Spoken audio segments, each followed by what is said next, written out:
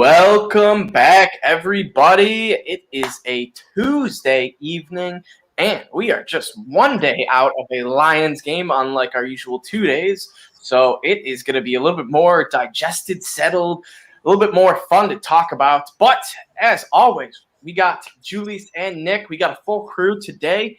I know the last couple weeks we had Nick missing one, then Julius, and now we got the boys back together. So we are going to have an awesome show for you guys. A lot to talk about. As you know, tough loss last night to the Packers, but great first half. Some good things to talk about. But a few other things. We got some Lions news we'll break down. But all in all, give me some of your guys' just first reactions to what you were feeling when the clock hit 0 at the end of this game. Was it the same old Lions feeling, or did you feel a little bit different? Oh, man. I mean, there's just by the end of the game, it really did just seem like same old Lions, SOL. But there are a ton of positives to take away from this game, unlike I feel like the games that we've seen in the last 3 years. We're out of the Patricia era. We are into the Campbell era. And I think the way Campbell held himself in his presser today with the media, it's just such a different vibe than what Patricia gave you after a tough loss like this. So at the end of the day, like last night, 11:30 at night, game hit zeros. I turned the TV off. I went to bed, and I woke up today, and that was about it. You don't have too much, anger or resentment towards the Lions anymore. It's just kind of like, all right, well, at least it was fun for a half. Exactly. Yeah. Julius, some thoughts? Well, I went to sleep. I slept horribly. All right. I don't like when the Lions play at night. I don't like when they play Monday nights, Sunday nights, Thursday nights, because the possibility of them ruining my night and thus ruining my next morning is high. And they did not disappoint in this game because I got 3 hours of sleep. I had the Lions hangover. See, if they play in the afternoon, you got all day to get over it. You don't worry about it so much by nighttime, but when it's at night, it's rough. But honestly, I mean, I kind of feel the same way I felt last game. I should have expected this, but I took away a lot of positives from the game, just like that game, and I took away a lot of negatives too. It's like I'm conflicted in a way, even though I'm not surprised. So, I mean, there's a lot of little things to get into about this game, to be honest. Yes. Yeah, most definitely. But all in all, I do have a question for you guys before we get the ball rolling, and is this team, as of 2 weeks in, are we better talent-wise, not coaching, just talent-wise, than we were last year? Because honestly, I think you can make a great case for it. Yes, I would say so in a way. I feel like Patricia and that coaching staff is just different than this coaching staff. I don't get the same vibe, all right? And I don't even get the same vibe when I watch the players and their body language. I mean, it happened to start raining yesterday. I honestly think that was a huge killer to the Lions, that it started to be pouring raining, because it was almost nothing. That was the hurdle they couldn't get over. That was the hurdle that Jared Goff couldn't get over. The defense couldn't get over. But overall, I mean, I felt good. And a big reason why, I think, is because the coaches had a great game plan. They had a great game plan. It's just that it started raining. That's terrible. All right. Well, any inclement weather, the Lions are just going to throw it out the window. I mean, snow, rain. I feel like there was honestly Jared Goff, and to the defense to an extent, the whole team to an extent played better in the dry first half than in the rainy second half. And I kind of feel like, it might sound silly, it was a big reason for our play dropping off. I mean, look at the 2 fumbles by Goff alone. Slippery hands. He couldn't grip the football in the rain. His hands are too small. It's not enough grit on him. You're 100% right. We had 5 drives in the second half, right? We had 5 drives in the second half. Up until that point, the Packers had allowed 7 passing touchdowns and 2 punts and 2 field goals. Okay. 5 drives in the second half. We turned the ball over on downs the first drive. We fumble the ball away the second drive on the first play. We punt the third drive. We throw an interception after 5 plays, I believe, the fourth drive, and we turn the ball over on the fifth drive. 2 turnover on downs, 2 turnovers, and a punt after you have literally just like wiped your own butt with the freaking Packers defense. Like, we took their defense and we're embarrassing them. We are not that good of a team. In fact, if you look at power rankings across the board right now, we're about 31st. Yet in the first half, we dismantled their defense. What it was that big fourth down on that first drive of the second half after Rodgers went down. And yes, we got Rodgers the third down on that first drive of the second half, and then he hits a 52-yard bomb to Devontae Adams. If he gets injured, you can feel like you can feel the oxygen come out of Lions fans and go into Lambeau Field.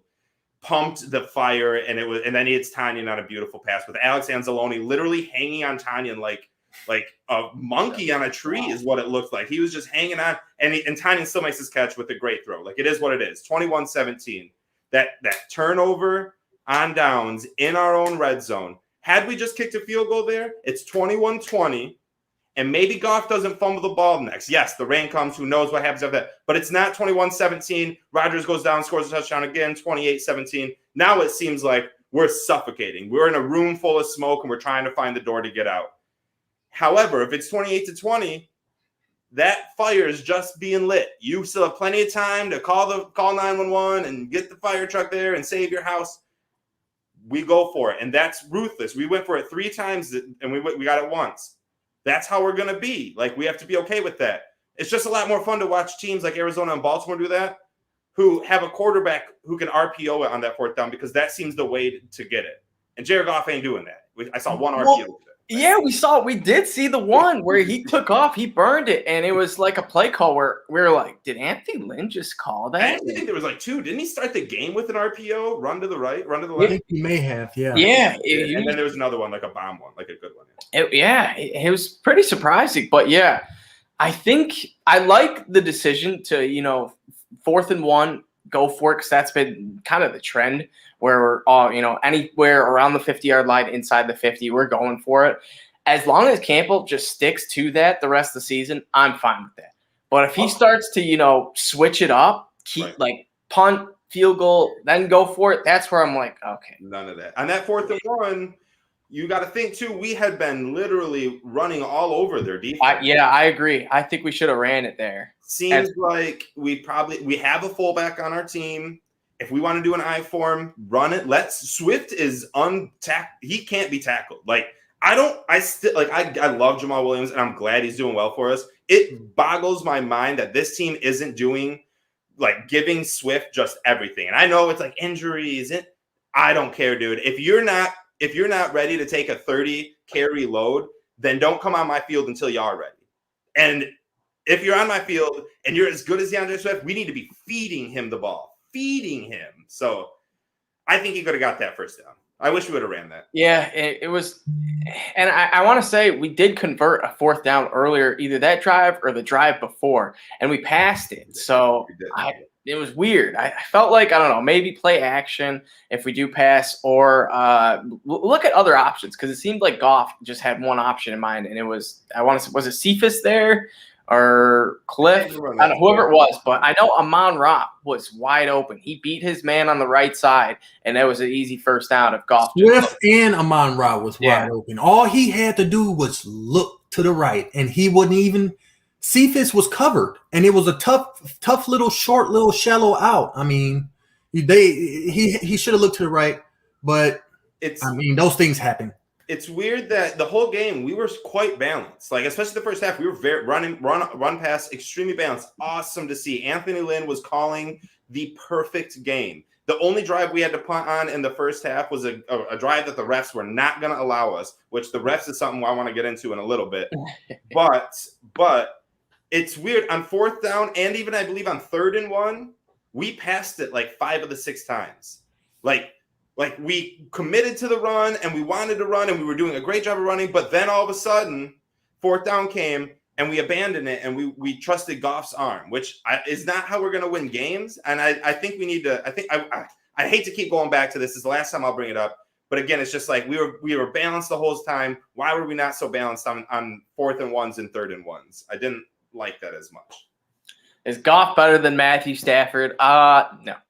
We all saw what Matthew Stafford did his last 2 games. He's been looking phenomenal at LA. I'm glad he's enjoying it over there, killing it. But hey, Goff, he's been making plays. He did have that touchdown pass to Hockenson was on the money. Back of the end zone. He put it right in his hands. Hockenson made the catch, looking better. We'll get into that a little bit more, but some news that came out. Ifeatu Melifonwu is looking like he's going to be out for a bit. Another big blow to our secondary. It's looking like we're absolutely going to have to either sign a veteran if it's Quentin Dunbar. I know Nickel Roby Coleman, he's with another team. I don't know who, but I remember seeing him on a highlight of him on another team. So can't get him, but there's some other vets out there. But I think we can all agree we have to sign someone for our secondary. Jerry Jacobs, Benny Price. These guys aren't cutting it right now. I wish I had a sign right now. I would say #bring back corn. Bring back corn. No, the Panthers brought him back. Oh. They snatched their corn up. Dude, why did we ever get rid of corn? I tell you, that kid is going to be a monster in the NFL, and I'm so mad about that. Well, then I don't know. At this point, see if Deion Sanders wants to play. If not, then we might as well just keep letting. Honestly, or maybe Chad Ochocinco will want to come play cornerback. That'd be fun. The one guy that I do have in mind that I doubt he would even want to come play the Lions, but if he just wants to play ball, Richard Sherman. I mean, he's old. He's out there. If he wants to just prove that he could still play, maybe we get him, just a decent deal. Something where he could prove himself, whatever. But Dan Campbell, he came out and said this was before this game in which Sewell dominated. He said this last week that Decker was our starting left tackle, and once he's back, Sewell will be moved back to right tackle. So what are some of your guys' thoughts on this whole Sewell playing left tackle, him killing it right now? What's Decker going to do when he comes back? Because I think next week is his last week that he has to miss, and then after that, he's eligible to come off the IR. You start Penei Sewell at left tackle until he got a bad game. I don't care if Decker come back in week 5. Until Penei Sewell has a bad game and isn't looking like one of the top 10 tackles in football as a rookie, as a 20-year-old, until he doesn't look like that, you keep him there. All right, and you I don't know. I feel like that's disrespectful. You cannot do that. He's playing too well. He played too bad at right tackle in the preseason. Would Decker play right tackle in college? Please let Decker convince him to go to right tackle, because Penei Sewell looked like he could be a Pro Bowl rookie right now in the offensive line. Matter of fact, our offensive line as a whole, including Decker, because I'm thinking about him coming back and joining us, it looks like top 5. We got a top 5 offensive line, just like we all hope for. And it's one of the best parts of our team. And when we got that first half of Green Bay, that Anthony Lynn power run, play action game plan going, he had like 4 seconds to throw the ball on passing downs.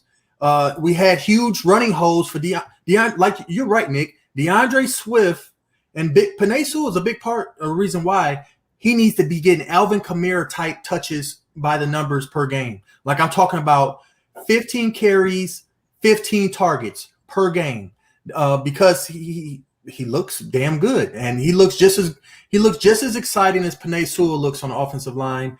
And so I agree that we need to keep doing what works, and what works is Penei Sewell at left tackle. Yeah, 100%. He has been looking great. Now, Nick, before you jump in, I got a little question for you. Bengals call us up and they say, all right, we've seen enough. This dude's legit. We'll give you 3 first-rounders, whatever you want, for Penei Sewell. What do you do? No, absolutely not. Oh, all right. If you would have said Taylor Decker, then I absolutely not. Of course, yeah. I'll take 1 first-rounder for Taylor. I think I would. Stop it. Taylor Decker is a great offensive lineman who will be a cog to our scheme, or whatever the saying is. So our system for 5 years at least. We just signed him. Like he's awesome. And in my opinion, you don't really want, like, as much as you might be right, Julius, that there is no reason to really push Penei Sewell over, especially since we drafted him to be the left tackle of the future. This is like complaining about getting like a golden delicious apple instead of like, just a red apple, like they're both an apple. At the end of the day, they're going to taste the same. Playing left tackle, playing right tackle is just as important as the left tackle position, except for in the media. It's the blind side. Spare me. It is the blind side. But you got defensive ends that line up everywhere. It doesn't matter if it's like protecting Jared Goff's blind side, as we saw like with Justin Fields, protecting your strong side is just as important if you're not paying attention to the right things. And if we don't have a good right tackle, as we saw a few years ago with like Rick Wagner, when we had to supplement him in, like we've had bad right tackles. It's dreadful. It's not good. We complained about it all year last year with Tyrell Crosby and Big V over there. Our right tackle needs to be just as good. And if Penei Sewell wants to be to the right side, and if Taylor Decker can come in and continue what he was doing last year, which was putting up numbers very similar to what Penei Sewell is doing right now. I don't remember how many sacks Decker let up last year, but I don't think it was a lot. I think it was like 4, maybe 3. And Sewell's playing great. But let him put over at right tackle. The more experience, the better, especially in today's NFL. You need to be able to play every position. And if he ends up starting at a guard position, that is fine with me. If Ragnow goes down and we need him at center, then put him at center. He can play every position. He's good enough.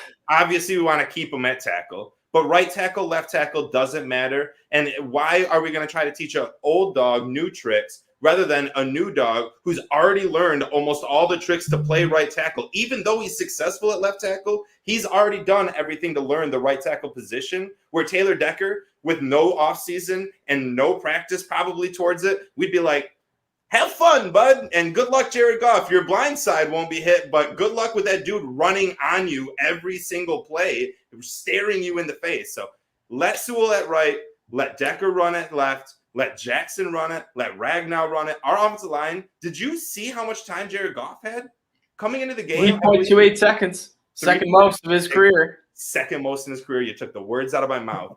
That's amazing. Our offensive line is great. And I get you don't want to mess with, don't fix what's not broke, but ultimately, this is the way it's got to be. As the Mandalorian would say, this is the way. Here's how I look at it. It's working well right now with Sewell at left tackle, but if we do have to move him at right tackle and, keep Decker at left tackle, so be it. And by that, I mean, we're not, trying to protect our franchise quarterback right now. It's Jared Goff right now. Granted, he could be something, but as of now, it's kind of looking like he's going to be our bridge quarterback, but you never know. So right now, I don't think it's crazy important to give him all the time in the world. Obviously, we saw what he could do, and he's been playing a little better with some more time. But all in all, I don't think that if Decker isn't comfortable playing right tackle, then he shouldn't play right tackle. He should just stick to left tackle, and that's it. But if Decker comes out and says, "Listen, let me play right tackle.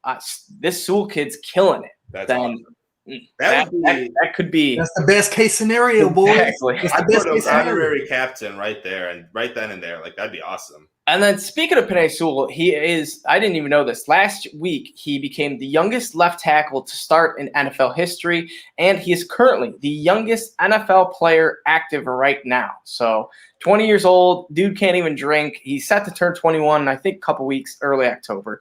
So we'll definitely have a little birthday tweet going out for him. But 2 weeks in, and we can see why our front office was so excited when he thought of us. It's true. It makes sense. Dude's a freak nature. So, Lions game. Let's get into this. Jared Goff, the first half, he looked pretty good, honestly. Like, this first half made me believe that Jared Goff could actually, take down any team on his day. But like you said, Julius, the second half rolled around. We had some rain, didn't get the right first start. And once the Packers gained momentum and the weather did get a little bit more, rainier, I guess. But all in all, I think it was more of a mental flip in which mid-third quarter, after the Packers went up 21-17, then 28-17, it was kind of like, here we go again. The Packers in Lambeau, they own us. And this was kind of a taste of Jared Goff of playing in Lambeau as a Detroit Lion. The offensive line is the key to all to the Lions having consistent success during the whole game. Not at the last 5 minutes of the fourth quarter against the Niners, not in the first half against the Packers. I'm talking about a whole game. They have to plan their offensive line, Swift, Hockenson. Their receivers should only be running like little intermediate routes in the middle. It shouldn't be a lot of time for Jared Goff, even though he has a ton of time. It shouldn't be he shouldn't be throwing bombs. It's as simple as that. We just don't got the weapons for that. So I mean, everything looked good up to a point offensively, but the defense is just so bad, guys, that they can't. If they don't make one play, I'm talking about an interception, a fumble, strip sack, defensive touchdown. If they don't make a defensive play in a game, which they didn't the last two games, except for a couple sacks that they got in the first half against Green Bay, then it's going to be hard for them to win any game, because our secondary is all-time bad right now. I don't care who we sign at cornerback. Our secondary is done. Our linebackers, until they decide to put Derek Barnes on the field, is Chris toast. Anzalone and Jamie Collins. Anzalone is okay. Jamie Collins looks done. He looks washed. We need to give Derek Barnes, the Beckett kid, these young guys some play, and Levi Orzaworki on a defensive line. I mean, our defense is just done for. Like, our defense makes us we could go 0-17 because of the defense if something doesn't change, or honestly 1 or 2 games at best. Yeah. I kind of look at it in a different aspect. I think our secondary wasn't the worst thing in the world. In fact, I think we had some secondary and coverage sacks. I think Amani no one wants to throw to him. He was flagged once in the end zone with one of the worst penalties I've ever seen in my entire life, and a ball that was behind Devontae. Yeah, but on third down too. Ultimately, our run defense is the worst thing I've ever seen. Like, we can't stop any kind of run. Like, we just couldn't stop it. They would run at will. Aaron Jones, when he get to the red zone, our whole defense was out of whack. Our red zone defense was ultimately terrible. Like, we played Aaron Rodgers. Like, we got to remember that. Like, the dude was putting dimes out there. Like, yeah, our secondary didn't make interceptions against Aaron Rodgers, who I believe threw 5 last year or 6. Though, yes, he threw 3 last week against the Saints. I don't like. I mean, you have to our secondary is not great, but in comparison with like who we're actually running out there, I don't know. I kind of like our secondary. I think our cornerbacks, at least, our safeties are awful. I guess I should have been clarifying that. Yeah, our cornerbacks are playing way better than like their WAR. You know what I mean? Their wins above average, I think, is better than what they should be right now. Not that they're positive, but they're above where they should be. However, our defensive line, which got after it on passing plays, kind of when we blitzed a little bit, we definitely got after it. Our run defense wasn't there, and that's been our issue forever. And it's if you get past the second line, our linebackers aren't bringing you down. Like, our linebackers, they aren't covering. They can't cover Aaron Jones. They couldn't cover Aaron Jones. Like, that's not secondary. I'm not blaming Amani Oruwariye for Aaron Jones having 3 receiving touchdowns. Like, all that blame falls on Jamie Collins, Alex Anzalone, and every other linebacker wannabe that went out there. So it baffles my mind that Derek Barnes didn't. But did he end up playing? He didn't play, right? No. Like, he didn't play. No. Jalen Reeves-Maybin got a few snaps, and Derek Barnes stood behind Dan Campbell the whole game. And Campbell came out today and said we're gonna push to put him out more. Maybe that was yesterday, but he came out and said we're gonna get him in the game. We're gonna script him into the game. Great. Why didn't we do that in week 2? Why? I like Alex Anzalone. I know, Julius, you're not the biggest fan of him. I do enjoy him. I enjoy his heart. I think like that's ultimately gonna be a huge factor in games that we need to win, and we need someone to make a big stop. Like, I think he'll come through. And in a losing effort and a losing team, I think he might get like picked apart and really kind of brought out as not that good of a linebacker. But ultimately, if we got rid of Jamie Collins, and I tweeted this out, like, we could trade Jamie Collins to the Patriots for a 5th rounder. Man, I'm smashing accept. Like, give me that. So I don't know. Our linebacker group is the worst, obviously, the worst thing I've ever seen. Our defensive line had good pass attack. I don't know where Romeo Okoro was all game, but we did have a good pass attack. Our run defense was obliterated. It wasn't there. It was they stayed on the bus. And then our secondary, as bad as everyone likes to say they were, I don't know, they were in the correct position a lot of the times. There wasn't a lot of passes where you were like, man, that guy was just wide open. Like that it was first. To cut you off real quick, Nick, that first Packers drive, I want to say, Aaron Rodgers aired it out deep to, I want to say it was MVS. And Ifietu, actually, it looked like bad coverage, but it was 100% the right thing to do. And, I mean, at most, he could have maybe got his head around to get the ball on. But at that point, when you're running that fast, you have to just watch the receiver's hands. And he played it very well. He just knew he was in the right spot, and the ball happened to be thrown a little short. But if it was on the money, honestly, I wouldn't be surprised if Ifietu just smacks the ball right out of MVS's hands or whoever it was. You're right, though, Nick. Our secondary didn't play that bad. All right? They didn't play that bad. I'm just used to them getting – I guess I had a bad taste in my mouth from the 49ers game. It's habitual to be like, the second. I mean, in the 49ers game, our secondary as a whole did look bad. And honestly, if he made some plays before he got hurt, it sucks he got hurt. I hope he's okay because we can't – I mean, he looked decent. He looked like he could stick with some guys. And he was on Devontae Adams, of all people, for half his snaps. Amani, and you know what the Lions were doing? They ran a great cover 2 zone, 2 safety high scheme that kept most of that stuff in check until, for some reason, Aaron Glenn decided to switch to single safety for a play with Will Harris up top, and boom, that's the play if he got burned by Devontae Adams for 53 yards and got injured for the game. So, I mean, I guess there's some hope for the secondary, but the linebackers, I mean, I would take Anzalone. I'm cool with him staying a starter. But at this point, man, I got to start thinking about, man, is Jamie Collins good enough? Is he good enough to take away snaps from Derek Barnes, who I saw with my own eyes make like 20, 25 high-level plays in the preseason? Everybody saw it. You saw the explosion. You saw the twitch. You saw the intelligence. This kid looked like a steal, and I'm sure he can make a play or two. More so, I'm sure he wouldn't give up 4 touchdowns to Aaron Jones because Jamie Collins was on the wrong side of that for like 3 of those.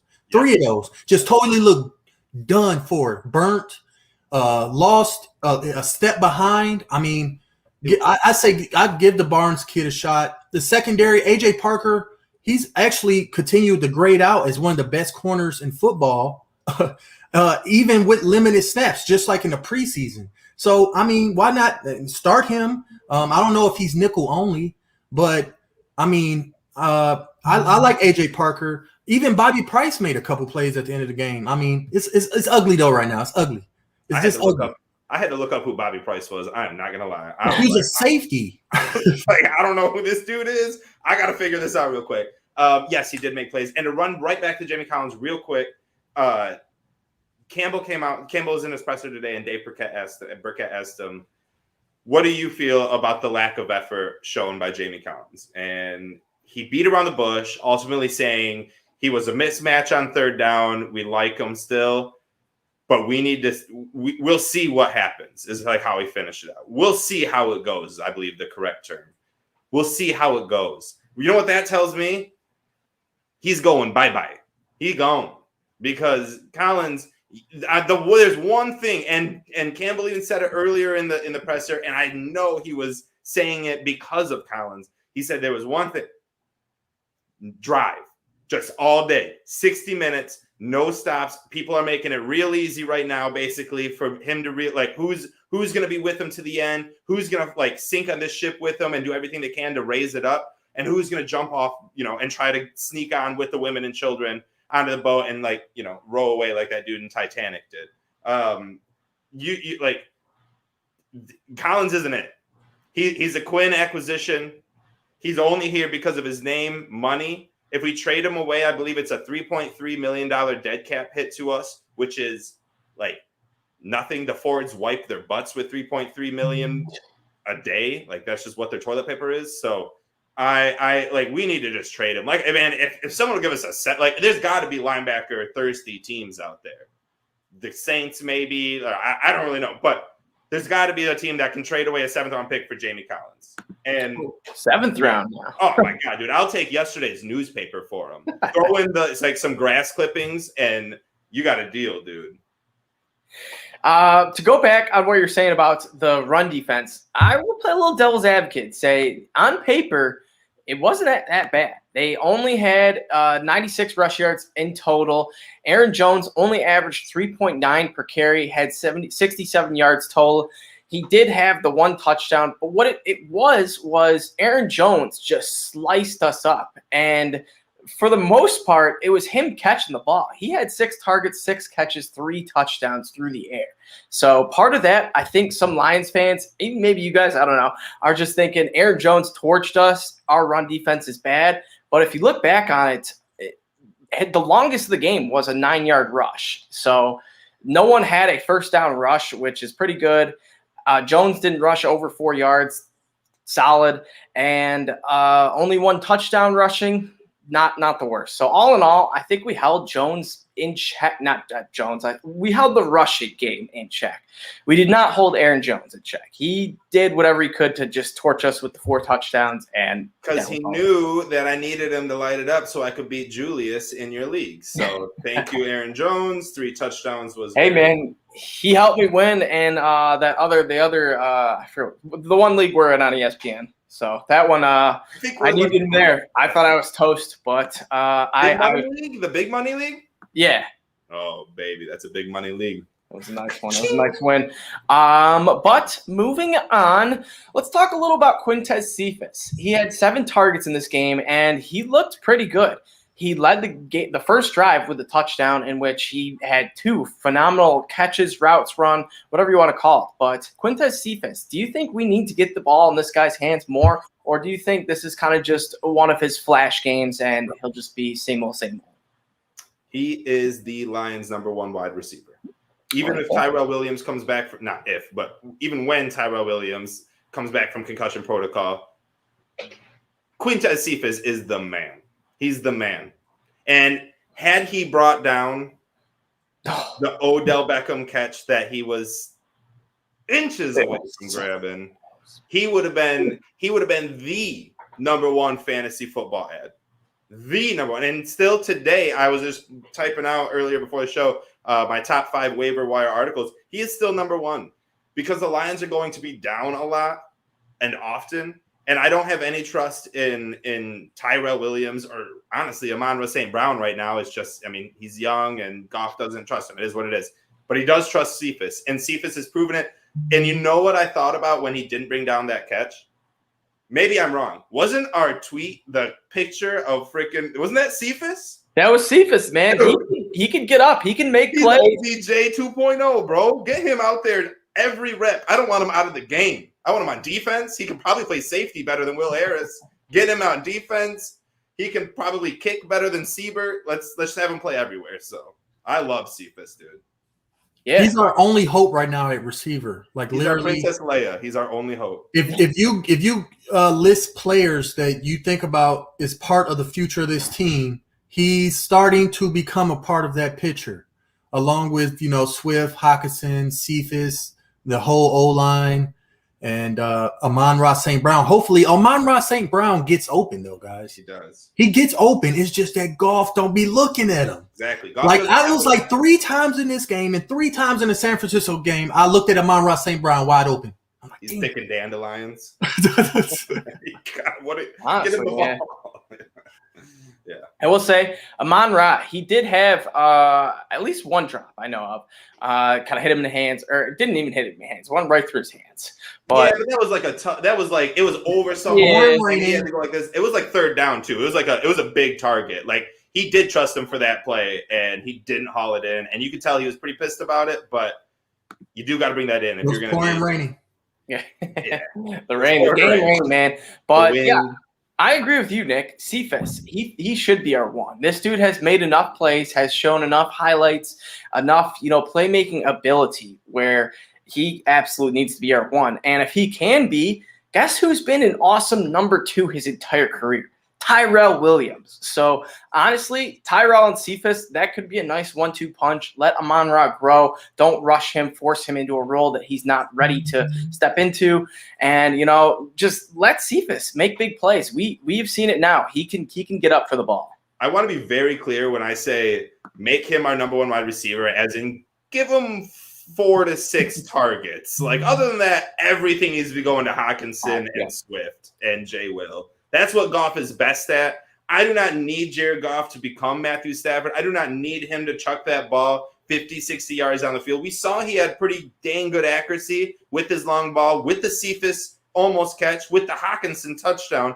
Obviously, Goff just needs to be Goff and throw it to Hawkinson and Swift and Jamal Williams. But real quick, speaking of Jared Goff, I want to jump in and take a quick moment to talk about our sponsors, because we love to talk about our sponsors because they give us stuff and we give it to you guys. So, make sure you go to Prize Picks, join, sign up using the code LIONS. It's as easy as that. It helps us get stuff, which in return we give to you because we don't keep anything. We're nonprofit around here. We're a nonprofit organization, right? So Prize Picks. They don't have Lions out right now, but I'm going to make up my own, and I bet I'm going to see how close I am. Tomorrow, they'll put the Lions on Prize Picks. We play Monday night. You got to give them a couple days before they get them on. I'm going to make up one. If this ends up being true, what do you guys think? For our prize pick of the week, Jared Goff, 260 yards. Over, under, 200 against the Ravens. Short week, at home. Ravens, obviously, we've seen lose. I'm going to forget all of their names right now. Marcus Peters. Thank you. There was another cornerback, too, they lost. I can't remember who it was, but they lost another one. Man, I wish I really could remember. Anyways, we saw Derek Carr put up big 400-plus yards on the Ravens.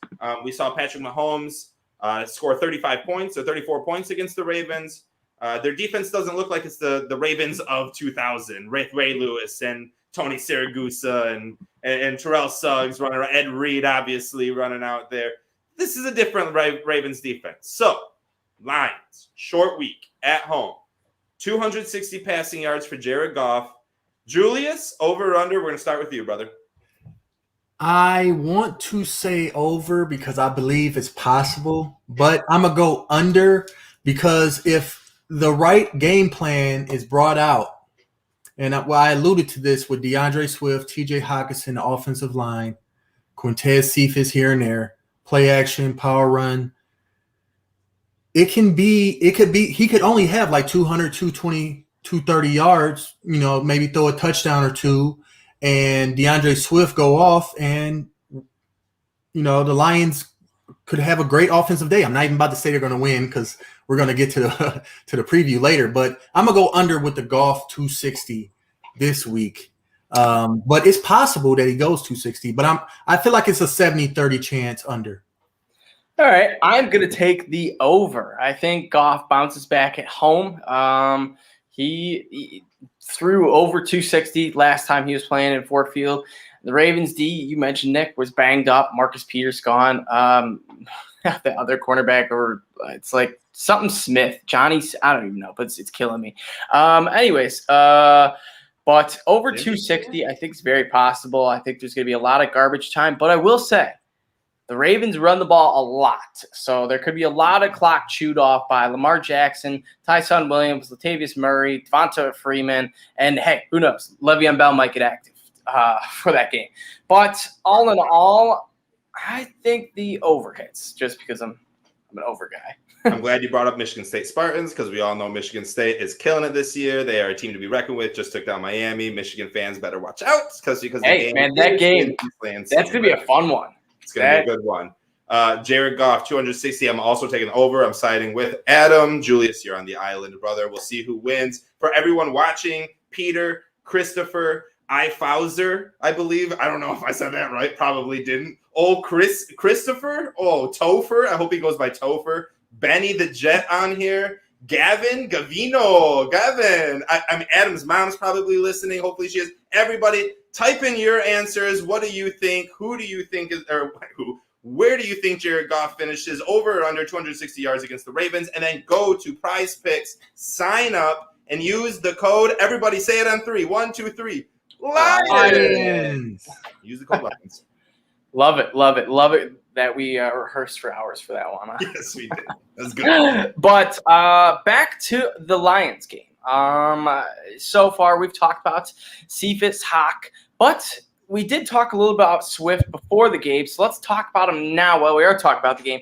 Deandre Swift, he has made his clear as day statement point, whatever you want to call it, that he is an open field playmaker. If this dude's in space, he could shake anyone one-on-one. I have no problem giving him the ball in space. I don't know why we haven't tried more pitch plays, more. I mean, we have given him a fair share of screen checkdowns and little swing passes, but man, you said this earlier in the show, Nick. Get this guy 30 touches in the game. I don't care. Just make it happen somehow. He does special things when he's got the ball in his hands, and it's just fun to watch too. So Deandre Swift, I'm liking what I'm seeing so far. Yeah, it's been 2 games. He's got 19 rushing attempts. I thought this was like the year that we were literally gonna just run the ball 28 times, regardless of anything. Like that's just what Campbell was gonna do. I was wrong.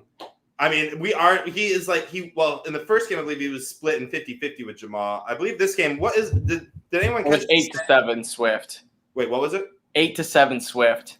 That was rushing attempts. Does anyone catch their snap count though? I think it was like 60-40, but I'm not sure. Hold on. Swift. I think Swift outplayed Jamal Williams slightly. Good, because Swift needs to be on the field. Like I said, like Adam reiterated all of the time. Swift is so electric. Like I can't fathom another team having this kind of electric player and just like using him sparingly. Like this guy, if he's not going to get 20 attempts a game, and that's just not his style, and we want to pass it more to him, great. He needs 12 to 13 attempts a game. Attempts. Where Goff isn't even thinking of anyone. They're all decoys, and it's strictly to get Swift into a pocket of a yard or two open to let him spin, hurdle, fly, go underground, whatever he's got to do, he'll do it because he's that good. Like Swift, and I said this last year too, like, but I feel like it's probably the injury concerns. Everyone's like, oh, injuries. That sucks, dude. That sucks. Okay. So here, the snap count was Deandre Swift outrep Jamal Williams by 36-22 snap counts. Swift received 13 touches, Williams 10 touches.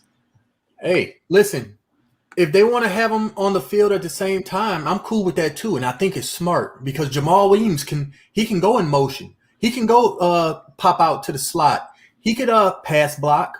Deandre Swift can also pass block. He has some good pickup blocks. Deandre Swift in that game against Green Bay that gave Goff a lot of time in that first half.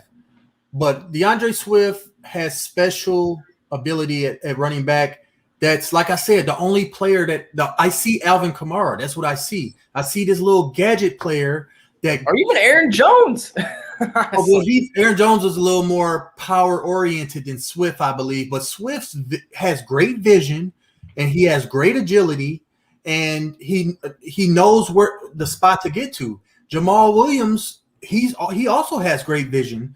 Not as twitchy as Swift, but he can get you some power yards in between the guards. We really need to give Swift 30 touches a game. 30 touches at least. 15 carries, 15 targets. That's what we need, Anthony, man.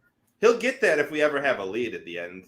When we're down, like this was the game with 2 halves. Like sub 17-14, Swift was getting a lot of reps. All of a sudden, you turn over the ball, you lose the ball, you're down by 18 points. Swift ain't gonna be out there to run anything.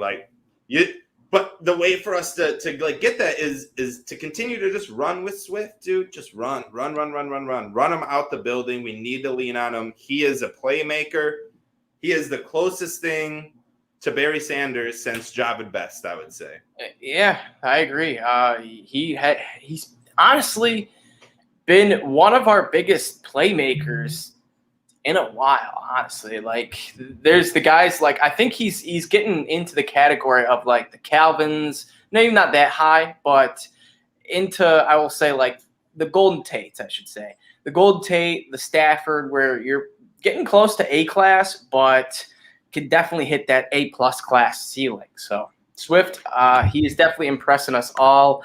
Let's talk about the defense a little bit more. We did improve on the defensive line a little bit more. I don't know if it was just because the Packers' offensive line is pretty weak. They're out without Dave Bakatari, their stud left tackle. But we did have 3 sacks in the game, and we had 4 tackles for losses. Last week we had 1 sack, 1 tackle for loss. So we're doing better. I will say it's a step forward, but Rodgers still sliced this up, going 22 for 27 with 255 and 4 touchdowns.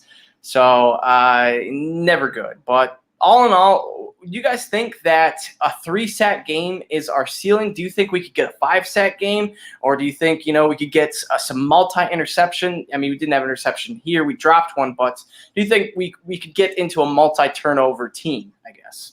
I don't know.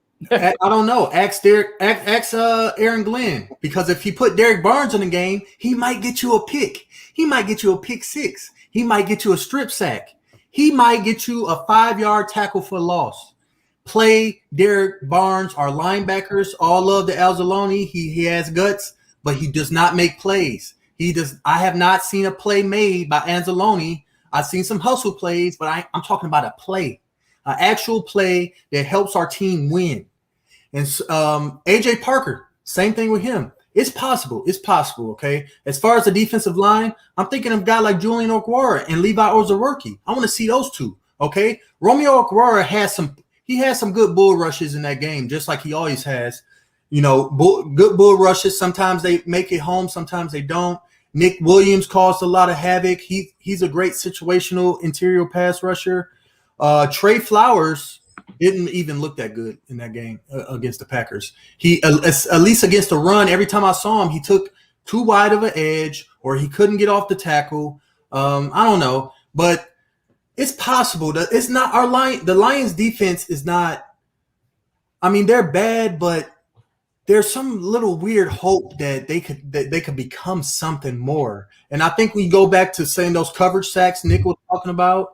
I'm saying, let's get Derek Barnes in the game. I'm going to keep saying that this whole show. I said it all on Twitter last night. I've been saying it all week. I was saying it last game against the 49ers. I want Derek Barnes on the field so bad. I've never wanted a rookie 4th-round draft pick to see him on the field more than Derek Barnes in the history of my life. You're like the lead fan, you're the fanboy for Derek Barnes. Like I said on Twitter, my fool me once, shame on me. Fool me twice, shame. Hey, listen, the Lions, I've seen it with my own eyes, need to play Derek Barnes. All right, they need to play Derek Barnes. It just has to happen, because if we're gonna go 0-17, at least play Derek Barnes. If not, fire Holmes and Campbell right now. So I've been drinking this whole time this Atomic Pumpkin, and it's a spicy release. Okay, it says spicy release because I got a spicy take right now. That's the transition to my spicy take. Our defense isn't the worst thing in the world. Our linebackers are the worst thing in the world. Our linebackers are terrible, which ultimately makes our defense near the bottom. But it's not the worst defense. It was nowhere near as bad as defense was last year. I blame 100% of this loss on our offense. 100% of it. We got shut out by a defense that allowed 7 passing touchdowns in 11 drives prior to that second half. We got shut out by a defense that allowed 9 scoring possessions out of 11 before that half. We had 5 drives to make it happen in the second half. We dropped the ball in every single one of them, whether it was the rain, whether it was a bad call on 4th down, whether it was a bad read by the quarterback on 4th down, which 2 of those kind of lean on Jared Goff right there. He needs to be better. Look, I don't care if you're a bridge quarterback or not. You need to be better. And especially as Lions fans, we are accustomed. We are used to being down after leading, but still being in the game with 2 minutes to go. And Goff gave us that last week. And we were like, man, we haven't skipped a beat, dude. We're going to lose every game, but we'll be in every game. Awesome. Not this week. Goff needs to be better. Our offense needs to be better. everybody needs to be better on the offensive side. Defense, I don't think you're going to get much better. Honestly, I think we played as good as the Lions defense will play this year. I think when we go up against Andy Dalton or Kirk Cousins or Joe Burrow or Teddy Bridgewater, I think some of those quarterbacks won't put up 35 points against that defense that we saw yesterday. I think Rodgers can easily put up 35. I think Lamar Jackson will put up 35. But I don't think that some of those other teams that we'll play will do that. I think we'll stop them to 21, 24 points. Our offense cannot just score 17 points against, honestly, one of the worst defenses, if not a bottom 5 defense in the NFL right now, which is the Green Bay Packers. They allowed Jameis Winston to score 5 touchdowns, who went out and got ham-tracked by Carolina, got rolled over. And then we were rolling over Green Bay. Like I said earlier in the show, we were having our way with them in the first half. And then some second half adjustment, along with turnovers, along with the rain, all this ultimately led to our demise. I blame the offense 100%. Our defense is better than last year and will keep us in games. It will keep teams below 35 and under, right? That's like pretty much what you got to do in the NFL these days. Like Pat Mahomes, you'll never hold him under 35. You know, Lamar Jackson, it's rare you're going to hold him under 35. And any good offense is going to be hard to hold him under 35. You just got to go out there and score 36. That's just what you got to do. It's as simple as that, Nick. And the funniest thing was, some of you might have recognized or noticed the name Joe Barry, and that's the defensive coordinator for the Packers. And that's because he is notorious for being our defensive coordinator when the Lions went 0-16 in the 2007 season. So I don't know how we did not absolutely just light him up like we were in the first half, carrying into the second half. Rain, who knows? I don't know. I'm going to blame the rain. Already. The Packers are lucky, okay? They didn't win that game. The Lions lost it. Jared Goff, it started raining. Jared Goff dropped the ball twice. The refs had several questionable calls in the field, several. And it was just silly stuff. Like if he went down with an injury, the third and long, they really got lucky. And I honestly think they're like a 6 or 7 win team. So if any Packer fans listening out there, do not get happy. Do not get happy. The Lions could have easily beat y'all, but y'all got lucky. I swear to God, they got lucky. The Packers are as good as a 6 or 7 win team, but will get 10 wins because the refs will 100% make sure that they get it. How bad were those referees last night? There was a call. I couldn't believe it. That I never knew this was possible, but they made a call that it was a play that was being reviewed. And then in the review, it was clear pass interference on the Lions, and it was missed. But they called a flag after seeing the review, and I never knew you could do it. Call a flag post review or post. I don't think you can. So. I'm pretty sure if a quarterback's arm is hit anywhere while throwing the ball, it does not matter where the ball lands. The ball can land anywhere, and it is not intentional grounding. Yeah, you're right. That's like a body part getting hit. It's an incomplete pass. That is a rule. I'm not making that. That is, if you pull out your NFL rule book and that is a rule. That is a rule. And yet they called the opposite against us. What? Aaron Rodgers and the refs get the Packers to 10 wins. Those referees need to be fined. They need to be fined. They need to be fined like $150,000, if not more, because you cannot make up. Not even just you cannot make up rules during a game. We were taught that at 5-year-olds when we were playing freeze tag. You can't just make up rules, dude. Follow the damn rules. I don't care if it benefits the Packers or the Lions, whoever. And then at one point, I'm pretty sure they called a flag every other play. There was a drive where there was a flag on both teams. Every other play, it was stop.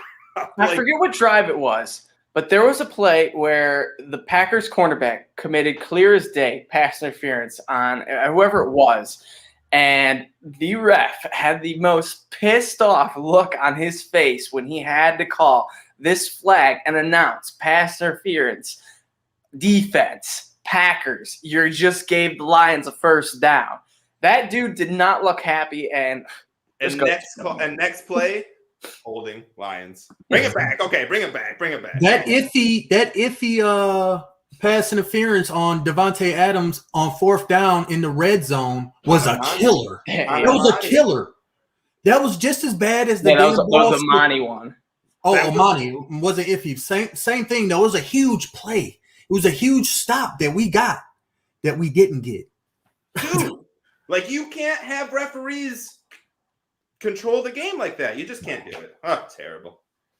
Exactly. So Lions heading back to Ford Field. Hopefully we get some better non-Green Bay cheesehead refs there. But we're facing the Ravens and Lamar Jackson. So I did see either Dave Burkett, Chris Burke, one of the guys tweeted out, we aren't facing the Ravens for another 8 years. So if you like Lamar Jackson, you better get your tickets to go out and see him because he might not be coming back unless we face them in the Super Bowl. At home, we won't see him for 8 years, right? I think we'll see him again in 4 years. The tweet said was 8. It said 8 years, and then it said maybe we see him. There's a small chance, but it's not going to happen for a while. So what are some of the keys? Obviously, Lamar Jackson, if we can just lock his rushing down, then that will give us a huge hand up. So make Lamar pass, see if he can, keep making jump throws, keep making it work. But the next one is let's keep Hollywood Brown in check. I think he has started to, take off a bit and make his case as a wide receiver 1. Lamar's actually been feeding him more. His snap percentage jumped 19% from week 1 to week 2, so he's definitely getting more involved. And he's a guy that can make plays. He's a speedster. He can, once he gets the ball in his hands, he can take to the house. So those are my 2 biggest keys for the Lions to get a victory. Obviously, there's a few more, but what do you guys have for the keys to getting the dub against the Ravens? I can jump in real quick. Couple of keys. Obviously, it's limit Lamar Jackson's rushing yards. Honestly, I would rather make Marquise Brown beat me and my secondary beat me than Lamar Jackson and his legs, because when Lamar goes off for $160 on the ground, you ain't winning that game. You're just not going to win that. But if you can contain him to 60, 65 yards and have to make him throw on multiple occasions, he is not that good of an arm. He doesn't have that much of an arm talent. Like he just doesn't. Like, good enough to play in the NFL, quarterback in the NFL, win playoff games in the NFL. I mean, he's good, but he ultimately isn't Aaron Rodgers. He's not going to put that throw against Alex Anzalone into the end zone for Robert Tynan. He's not going to put that throw to Devontae Adams with Iffy right on him. However, he can put that throw a little bit farther, and Marquise Brown is faster than everyone, and he'll go get him. So there's there's 2 different ways to play it, but you have to make Lamar Jackson throw the ball. You cannot allow him to beat you with his legs. Second thing is you have to establish the run if you're the Lions. Let Deandre Swift get 30 carries. That's how you beat them. Keep Lamar Jackson off of the field and let Deandre Swift, just like you said earlier, run up all that clock, but from our side. And Nick, it is Jimmy Smith is the cornerback that we were thinking of that's been banged up. So, yes, I don't know if he'll be active week 3, but he was out week 1 and week 2. And also, I want to say Derek Wolfe, their stud defensive end, has missed the first 2 weeks too. So, not sure if they will be active. But, Julius, while I'm looking up the injury report, what are some of the keys to getting a dub this week? Well, the Ravens scored a lot of points in both of their first 2 games. Against the Raiders, they scored a lot of points. Against the Chiefs, in which they won, they lost to the Raiders. They scored points in both games. And the way they scored was by dominant running game. In both games, they ran the ball pretty well. 5.9 yards per carry against the Raiders, 6.9 yards per carry against the Chiefs, over 200 yards both games. The difference in the wins and loss of the game is exactly what you guys alluded to, and the other team being able to contain Lamar Jackson passing the ball. If you don't let him stretch you out on the play action, intermediate with Marquise Brown, with Mark, what's his name, the tight end, he's really good at those Mark little Andrews. That play action. You cannot let the play action kill you against the Ravens. And we saw the play action kill the Lions against the San Francisco 49ers because of the run game starting to take its toll. So we need to contain Lamar Jackson. Number 1, contain him. Do not let him run around and get into space and burn you for like 30 and 40-yard runs like he did against the Chiefs. one of the main reasons they won. And you cannot let him kill you on a play action pass. You cannot bite on a play action and let Marquise Brown leak out. The game plan can be had. And I think the key to the game plan succeeding is if we can get the Lamar Jackson and sack him like the Chiefs did a few times. So I don't Trey Flowers, Julian Aguirre, Romeo Aguirre, Levi Oruwariye, Alan McNeil, Derek Barnes. We need to see a pass rush plan for Lamar Jackson. Contain him, pass rush. That's the key, in my opinion. And offensively, like you guys said, they look like they give enough points to the Raiders and the Chiefs. They gave up passing and rushing.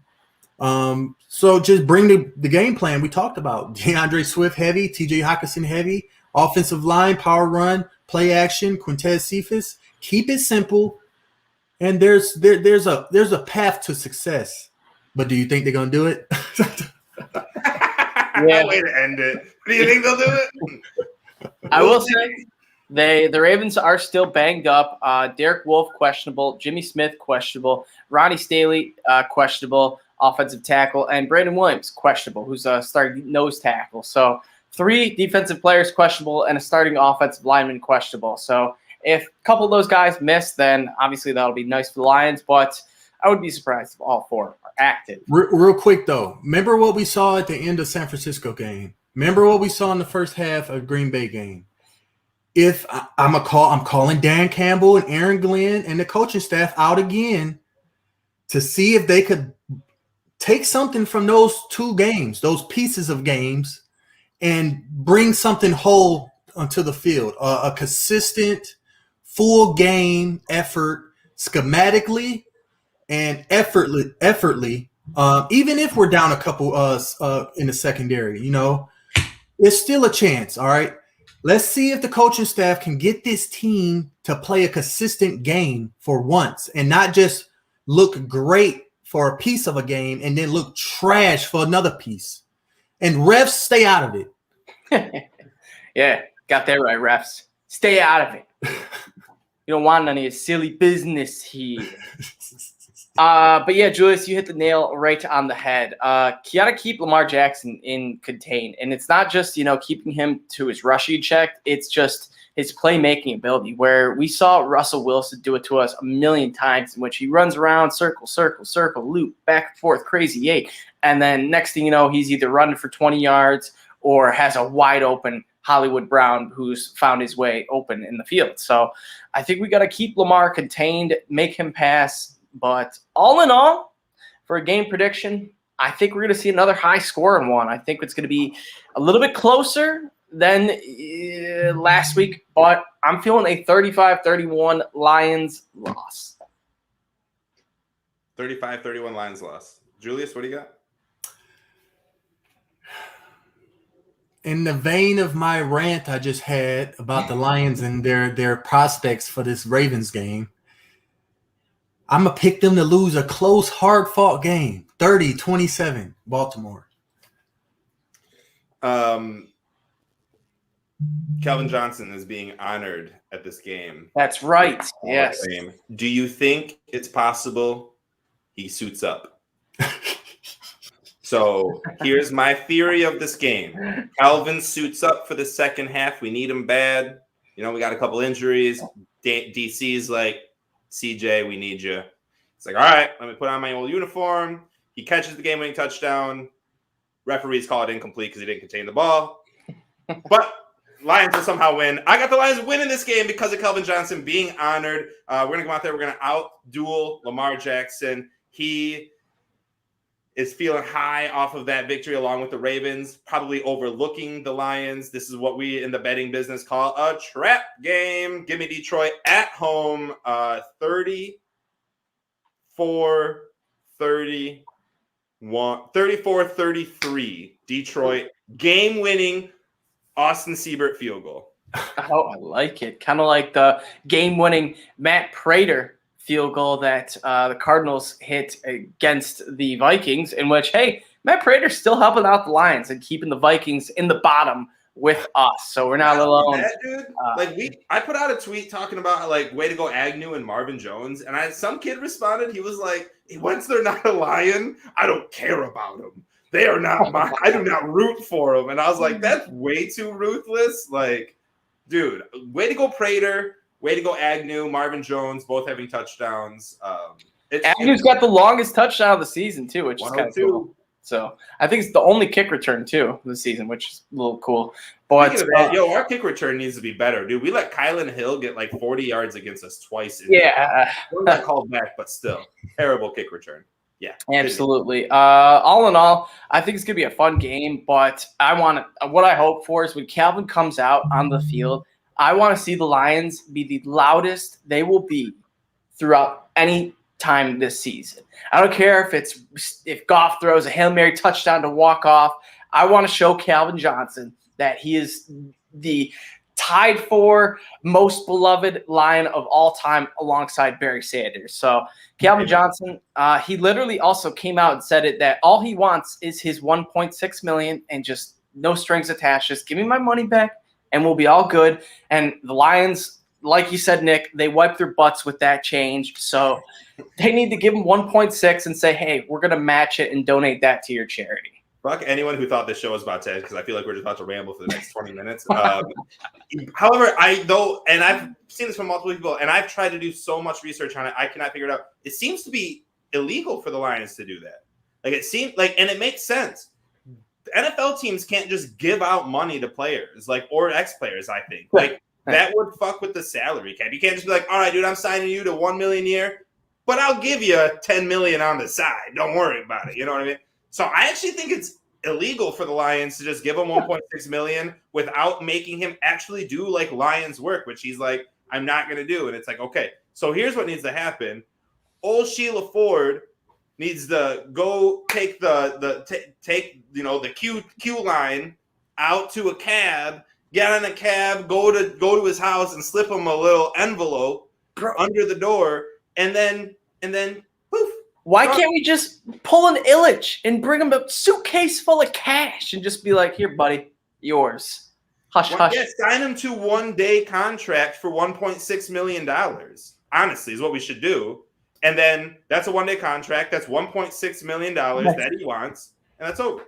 Peter is exactly right with that. The Udonis Haslem has literally been lingering on the Heat for like this exact reason. He played in, I want to say, like one game in his last 3 years, which is insane for paying a guy on your team. But for some reason, he's there. So maybe Calvin Johnson is our missing Juju on the bench. Hey, man. You know, he's on the sideline clapping his hands and cheering for the Lions. The crowd hype about it. And maybe that pushes the Lions to a victory, as Nick predicted. Maybe it's like the book Holes, where like Stanley Yilmaz needs to carry his buddy, Madam whatever, up the hill. If we just pay Calvin all of our the curse is over. The curse is over, exactly, bro. Hey man, it's great when you get a Holes reference in this. Honestly, Holes reference to our Lions show. Gotta love it. But I think that's all we got for our show tonight. As always, check us out on Twitter at the Honolulu Blues _. Also check us out on Instagram too as well. Check us out individually at myself, Everyday FFB, Julius at the Fifth Top, and Nick at Nick Faber NFL. We got all the good tweets going for you. And be on the lookout for a giveaway coming soon. We got something in the works as always.